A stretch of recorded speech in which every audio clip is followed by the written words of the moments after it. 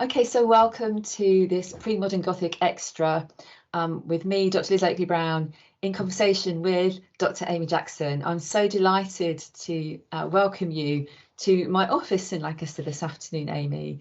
And perhaps you'd just like to give a bit of a background to how we first met, because this is quite interesting and you just filled in some gaps for me about how you, this is such an egotistical thing, everyone, how Amy came across my work. So I first came across your work when I just started my PhD research, and about 6 months in, I just handed a draft in, and my supervisor, Dr. Tom Rutter, emailed me in a bit of a panic saying, Dr. Liz Oakley-Brown at Lancaster is writing or teaching Titus Andronicus and about the Goths, and it's a pre-modern Gothic course. And so it was a bit like, oh, does our research into, like, is it overlapped? Do I need to change things? But luckily I didn't have to. And then a few years later, I had the privilege to be organising a postgraduate conference for Sheffield Gothic. And it was on revenge and reckonings, and we were really interested in pushing the Gothic further backwards. So I got to invite you to be our keynote speaker, and that was a really wonderful conference, and a really excellent talk on the tragedy of Hoffman, if I can remember correctly. It was via ghosts actually. It was kind of on the idea that perhaps there was there a pre-modern Gothic, was the question, was it pre-modern Gothic question mark? And then I started talking about seas, spectral seas and ghosts, ghost pirates, I think. So Thank you for that invitation. And in the fullness of time, I then was invited to examine Amy's doctoral thesis in the summer, which again was a privilege. And we wanted to kind of explain the networking here, if you like, because this is how Twitter can work for good. There's no way that Tom Rutter would have come across my course, I don't think, if I'd not been on, tweeting away about it on social media. And so that kind of site gets a lot of bad press, but in terms of research networking, it's really vital, isn't it? And particularly if you're working in new upcoming areas, which I think this area is. And so without further ado, I'd like you to explain what you mean by pre-Gothic. I use the term pre-modern, and that's really what my 10-week course is about. It's coming up with working definitions for it, exploring the term. But you call the material you work on pre-Gothic. Yeah, so for me, pre-Gothic is a way to describe elements of earlier texts that speak to the Gothic mode. So I hesitate to call them Gothic because that's anachronistic, and we try to avoid that. So pre-Gothic is a nice compromise. I can say that this text, this idea, this theme, this aesthetic is recognisably Gothic, but it was portrayed, or it's been presented in a much earlier text. So that's essentially what my entire research is about. It's about taking Gothic themes and ideas and sort of tracing them backwards and seeing whether or not earlier texts present us with a similar feeling or a similar experience to what Gothic literature does. That's brilliant. And the Castle of Otranto has been important for you. It's been important for us on the course Pre-Modern Gothic.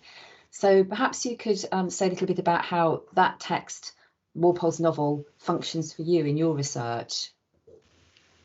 I think for anyone, and I mean especially for me, it's a starting point, especially, so the preface to the second edition of the Castle of Otranto, that is, where Walpole states that Shakespeare is the model he copied, and that his new genre, the Gothic, is attempting to incorporate both the old and the new. I mean, that preface works as a defense of Shakespeare against Voltaire, which is very interesting considering the fact that as Shakespeare rose as the national bard, people were increasingly finding reasons to criticize him, and so people had to defend him.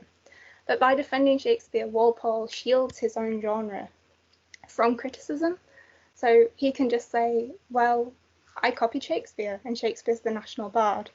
So the second edition of the Castle of Otranto, that preface is incredibly important just for framing the entire research. So it's, I guess in a way, it's always the starting point when you're doing something like this. And we were chatting just now about the first preface, weren't we? As I said to you, because I'm not an 18th centuryist in any way, shape or form, unlike you, for me, the first preface has always been, I think, really important. And how does the first preface work for you with your work? The first preface, for me, it works in a couple of different ways. So firstly, it's also possibly a reference to Shakespeare. So the narrator is, we're not quite sure where Walpole got the narrator's name from, but there's a possibility that he got it from a Shakespeare play, one of the history plays, one of the Henry plays. But it also works in a way that Walpole is situating his novel in a much earlier tradition. It's earlier than what I work on, but he's working to really push this idea that this text is much older than it should be. Yeah. And for me, Walpole's sort of picking upon ideas from past literature, placing them into his novel, and that preface reveals that he's consciously doing this. It's not just, well, I was copying Shakespeare. It was a much more concentrated effort to attempt to replicate what came before him. So, thank you. And it's interesting. So on Premodern Gothic, we go quite early, much earlier than I think you focus on. And what period do you focus on, and what genre do you focus on, and why?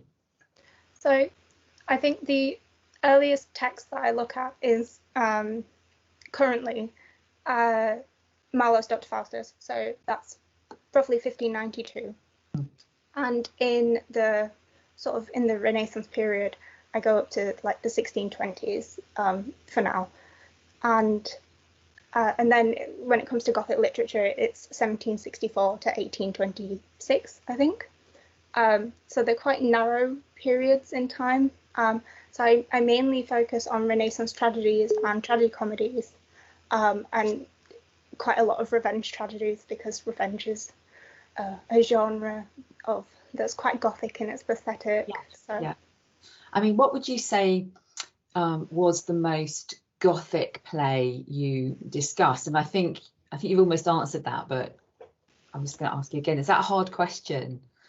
Oh, I think it is.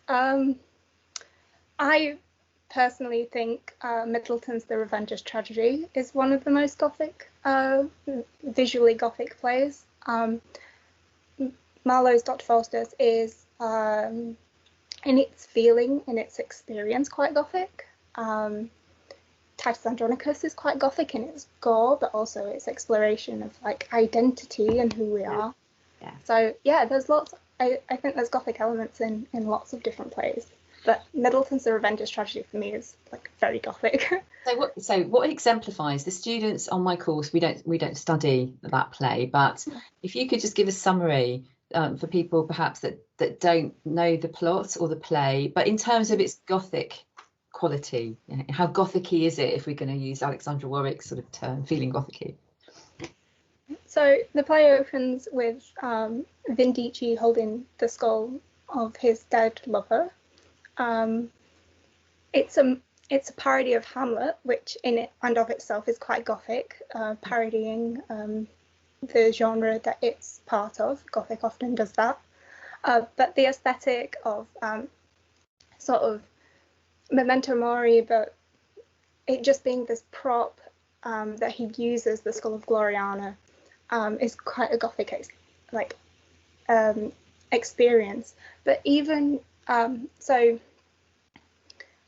Middleton's play is, I mean, it's quite hard to describe. It's it is. It's a terrible question everyone I've asked. Just asked Dr. Jackson actually, but she's doing very well.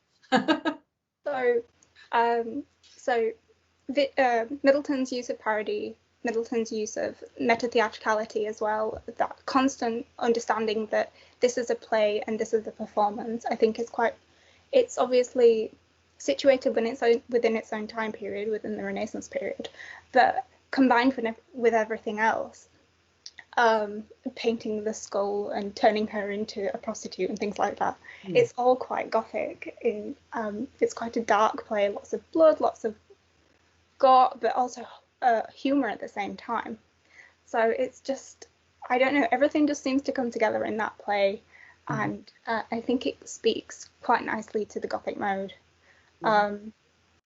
Even the Catholicism of it as well. I mean, that's a great summary, actually. I would give you a round of applause. I think it is a great summary, at least in terms of the material that I've been teaching and working with my students, I hate that term, sorry students, working with the students the last few weeks.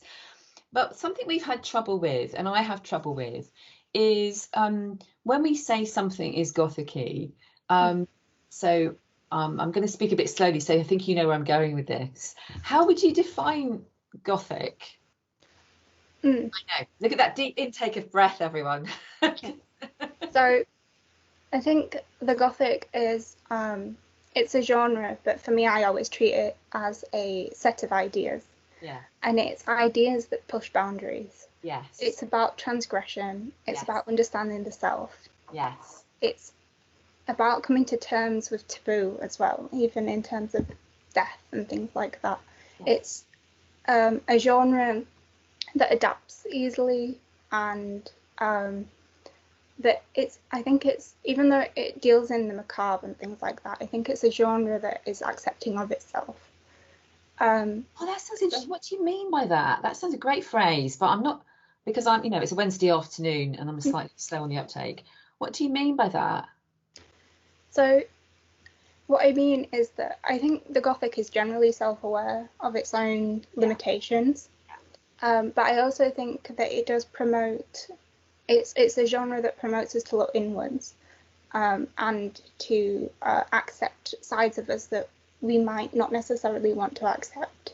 So it's focus on the other, it's focus on taboo as well. It's a genre that encourages us to look beyond society and to sort of accept ourselves. I see. They're making it sound a bit like self-help. I think it can be. So I think it helps a lot of people. Gothic. You know what? I think it does.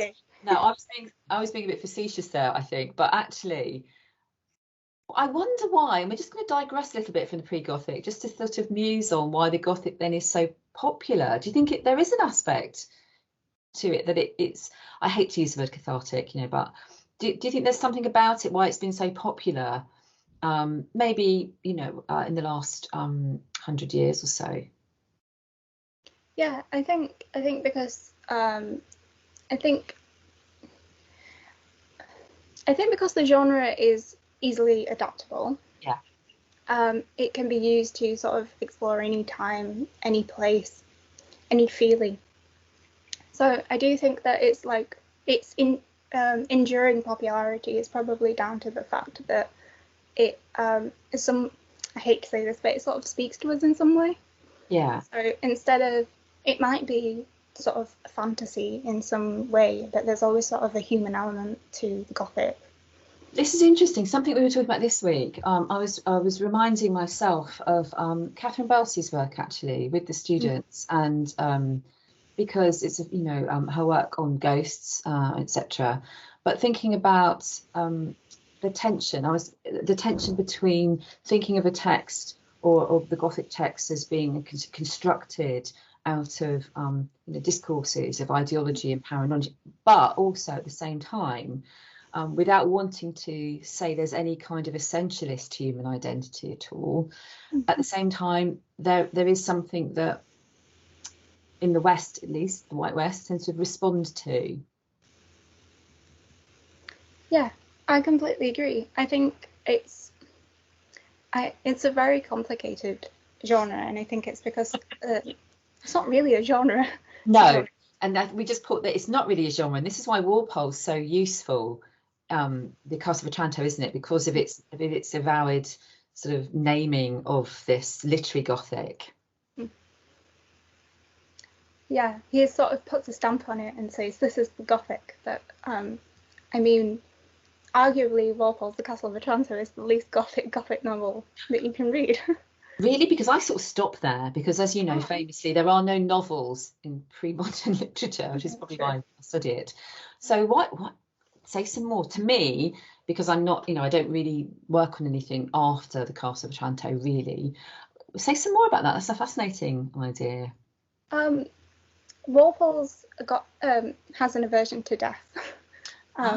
So he tries to bring back aspects of Shakespeare and Renaissance drama that deal with death and mourning, but there's this disconnect between in the Castle of Otranto between death and the human.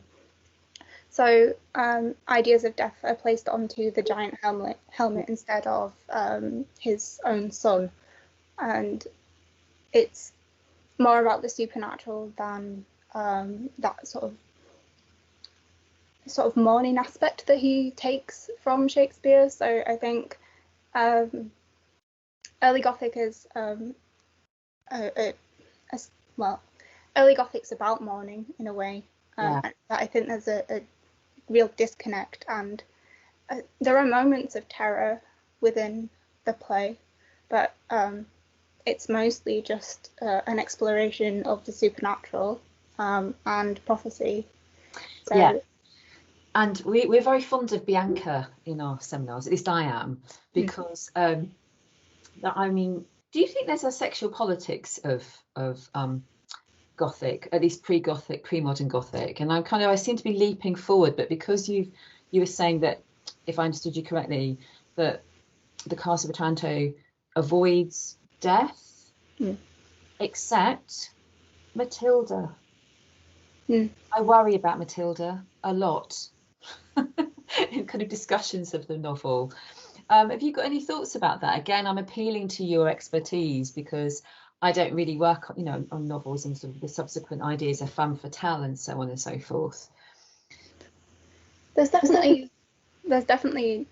gender politics throughout Gothic.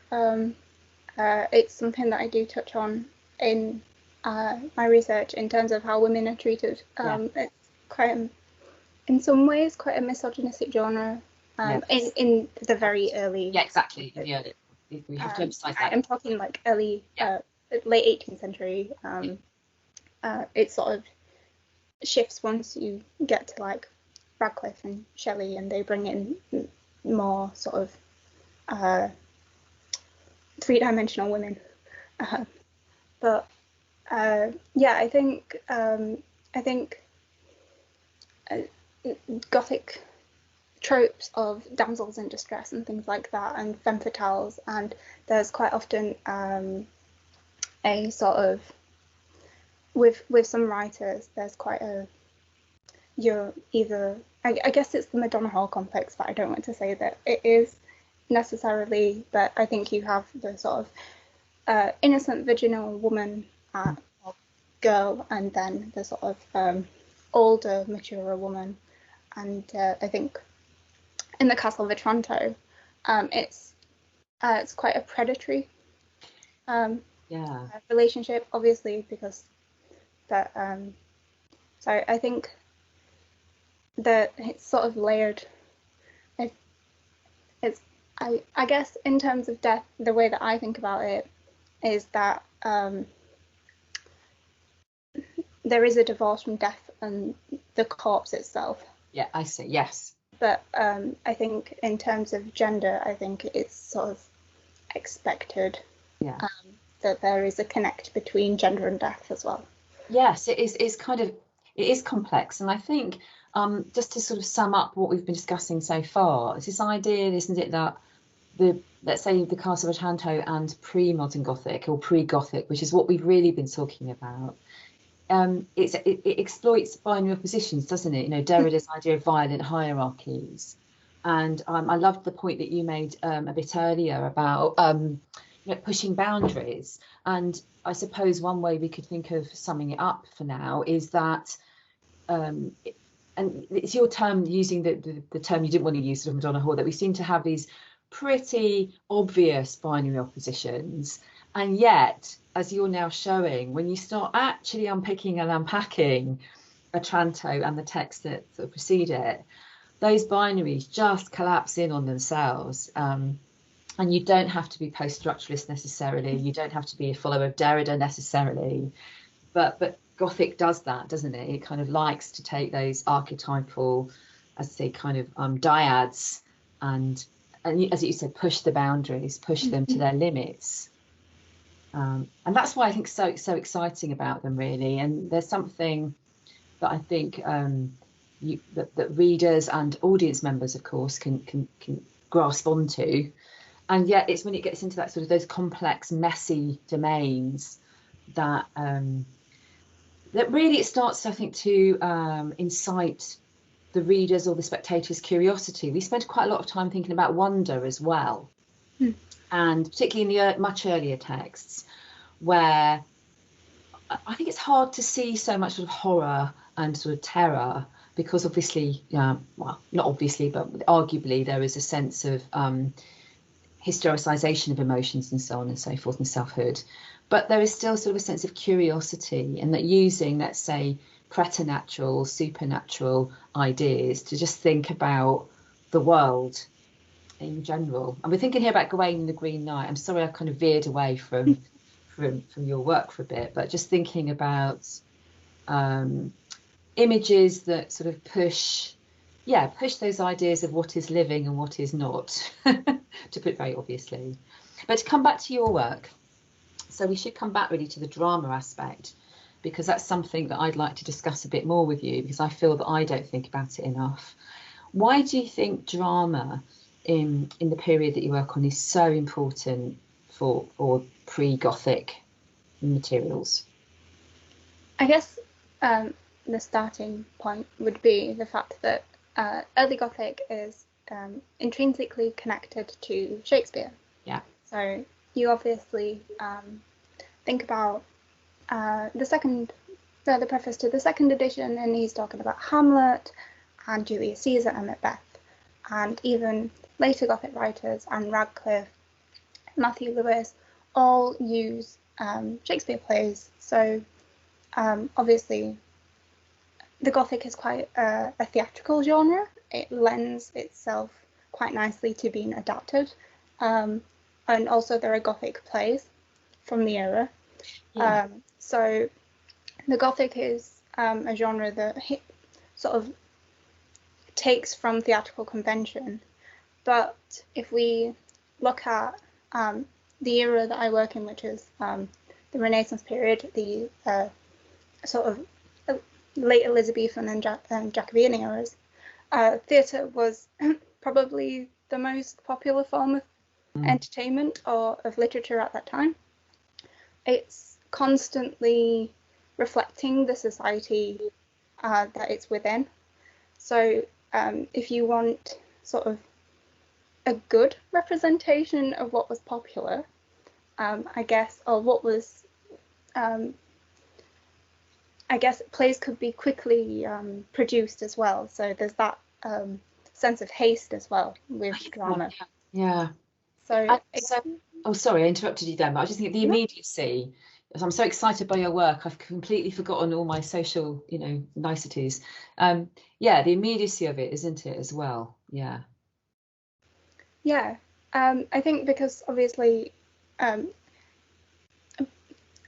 Renaissance plays sort of shifted so quickly, you'd get like trends. So witch plays, for example, were a trend because the witch trials and James I, and then that petered off, and you see the like ebb and flow of popularity with revenge tragedies depending on the era. So I think it's quite an interesting representation of what was popular at the time. So and I don't know, I just don't think that you find anything as quite visceral as sort of early modern drama. I suppose it's also a thing. I mean, everything you say is absolutely correct and fascinating. And I think, do you think there's something the fact that quite obviously we have a body in front of us, and so this genre, this particular the dramatic genre, is always already, if you like, exploiting visual and verbal semiotics. So again, it's kind of pushing those boundaries of what it's possible to communicate, I suppose, what can be said literally and what cannot be said literally. And I guess that brings us to that terrible figure of Lavinia, doesn't it, if we're thinking about pushing boundaries of communication. Yeah. I guess if we think about Lavinia and what happens off stage and then what we're revealed on stage, the horror of what happens to Lavinia obviously happens off stage. We're not privy to that, thankfully. But we see the aftermath, and the aftermath is the horror of the event. And as you said, there's a difficulty communicating both what's happened to her, literally because she cannot speak, and also sort of figuratively because it's something that cannot be said. Yeah, it's so. I mean, so unutterable. Although Marcus does a jolly good job of going on and on about it, doesn't he?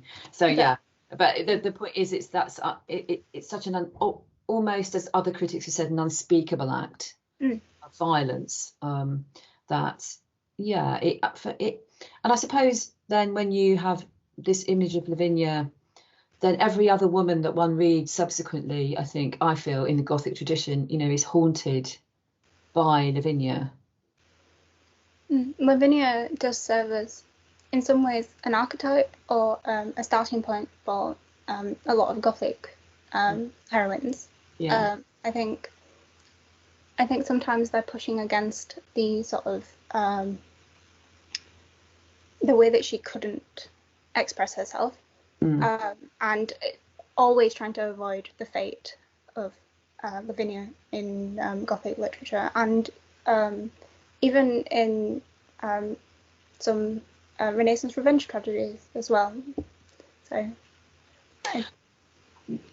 if I could just shift the topic a little bit, because I think Lavinia is so important that I hate to move away from her, but something that was revealed to me in your research, which I was really excited by, was this text. And I don't know if people can see it because I had to go and buy a copy afterwards. I was so enthralled by Amy's discussion of it, which is Charles Lamb's dramatic specimens with the extracts from the Garrick plays. This book is an old one. I don't know, that's not very exciting on screen, but this is the book. But Amy, would you like to say a little bit about the significance then of Lamb's work to sort of communicate and disseminate these pre-Gothic plays in the Gothic period rather?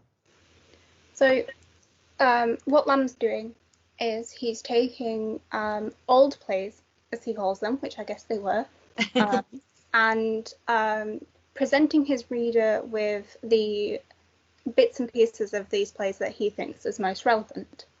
So you get quite disjointed versions of the plays.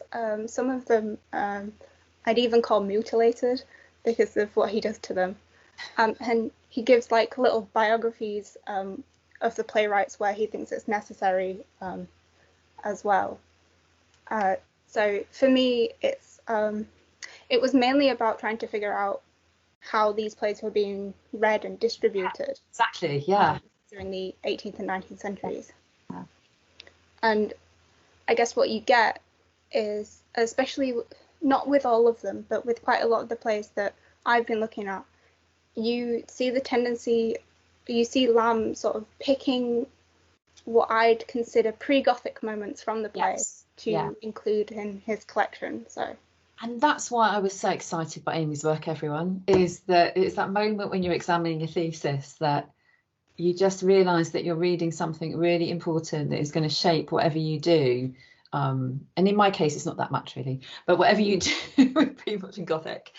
And Charles Lamb, would you like to give a summary to people who may not know who Charles Lamb is, and the date of this work, if you can remember? I'm really putting Amy on the spot here. It's almost like a second Viva for her. I hope it's not. So Charles Lamb was a writer and critic. This work is 1808. I always get it mixed up with Sappho, which is 1806, but this is 1808. And Lamb was well known and walked in the same literary circles as some Gothic novelists, if I remember correctly. So he was an important figure of his time, and Specimens is perhaps it may not have been the most important work in his own time, but I think he definitely brought to life some plays that would have been lost, at least that they would have only been available sort of in private collections or in the British Museum. It's a stunning, you revealed it's a stunning kind of collection of gobbets, really, from early texts. And I haven't had the time to read my copy properly, but I am so grateful to you and your work for kind of bringing it to me, because Charles Lamb and Mary Lamb are well known, aren't they? Oh yeah, Mary Lamb, sorry. No, and Mary Lamb, we must not forget Mary Lamb. Would you just like to say a little bit about their work and Shakespeare and what is normally discussed in terms of the Lambs? Oh God.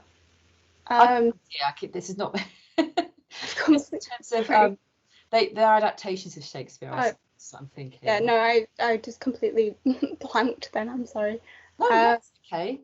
We didn't expect to go into Charles and Mary Lamb, but my point was really is just that for me, and I'm no expert in this area either, so it's just that Charles Lamb's name sort of crops up in terms of censoring Shakespeare, I suppose, and making Shakespeare appropriate for certain audiences.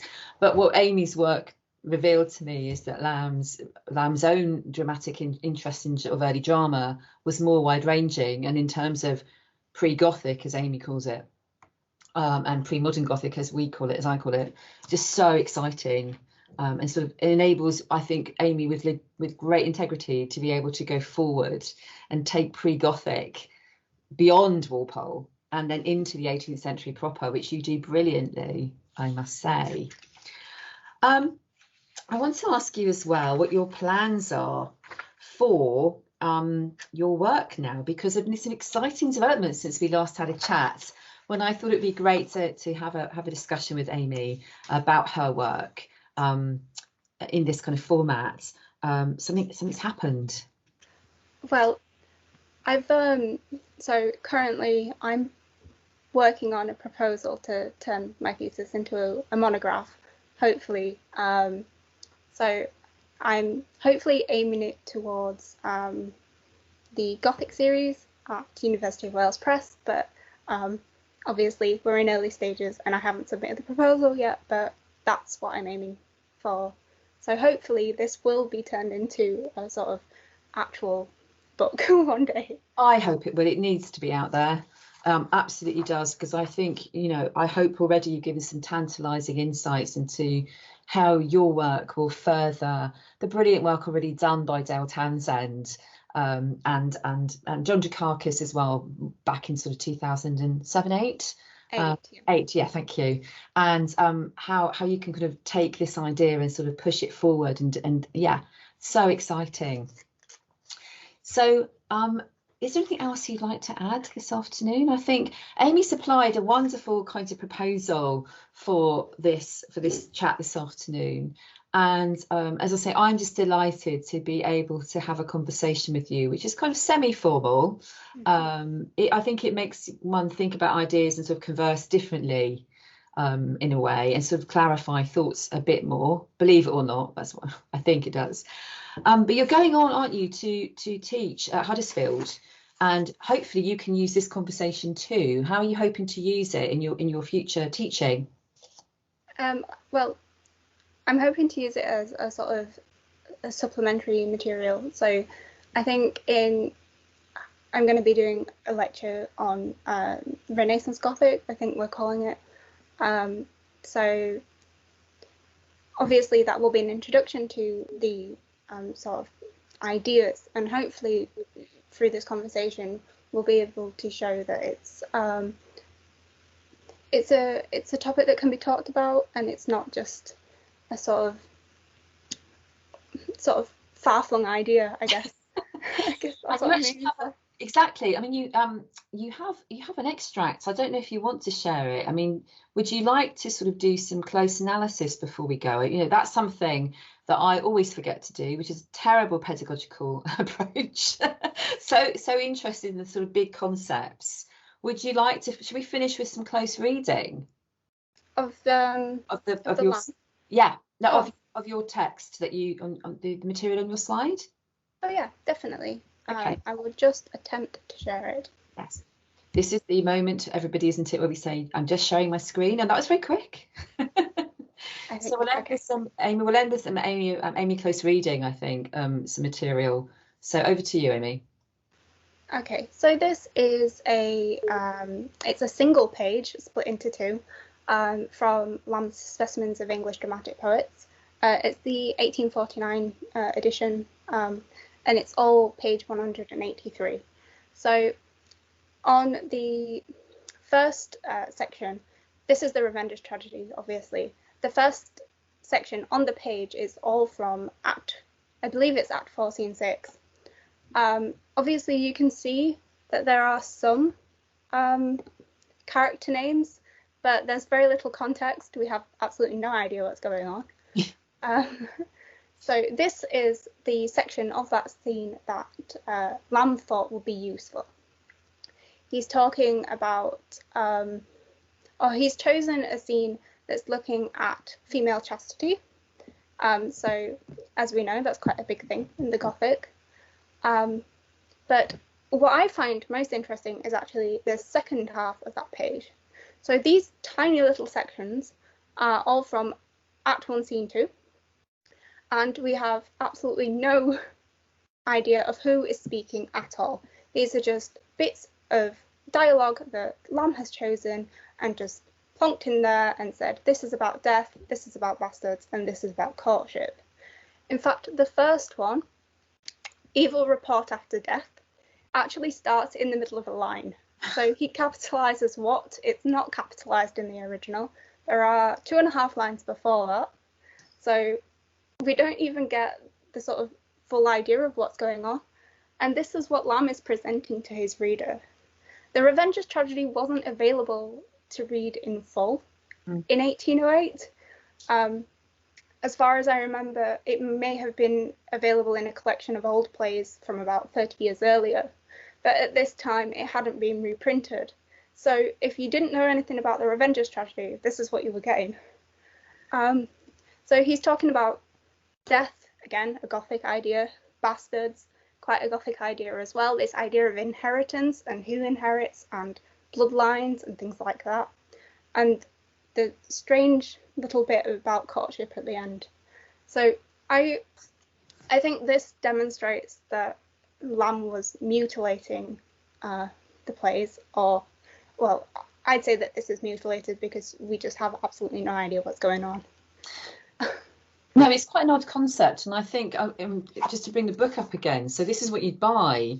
You just buy, his kind of extracts from these plays, and there are quite a lot, aren't there? Yeah, there are on and on and on. Sort of his kind of extracts, which are all a bit like this, aren't they?